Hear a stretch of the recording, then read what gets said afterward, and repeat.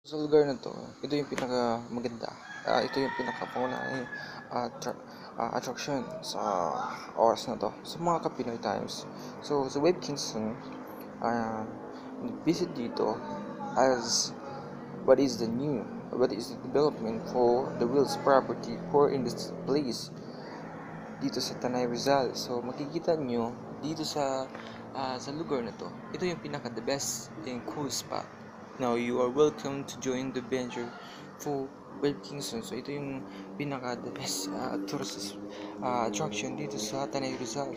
Dito sa place na to, ito yung pinaka the best and incredible. So, mapapansin nyo, ito yung pangunahin nating uh, magandang attraction. So, dito sa vlog natin, you're welcome to view and share and comment na kung saan pa natin pwedeng i-develop na property at i-visit kung anong meron sa kanila.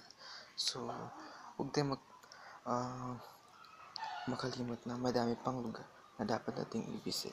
So, ito yung pinaka the best na opportunity na dapat natin puntahan. So, mag-subscribe lang tayo at mag-comment dito sa channel na to para tuloy-tuloy tayo updated sa lahat nating episode. So, ngayon, ito yung pinaka the best and incredible moment na dapat nating i-visit. So, mas mapapansin nyo, ito yung visiting for different company.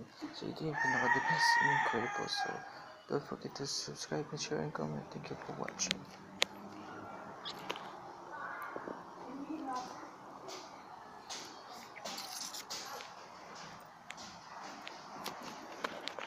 Alin ni Saksiyan?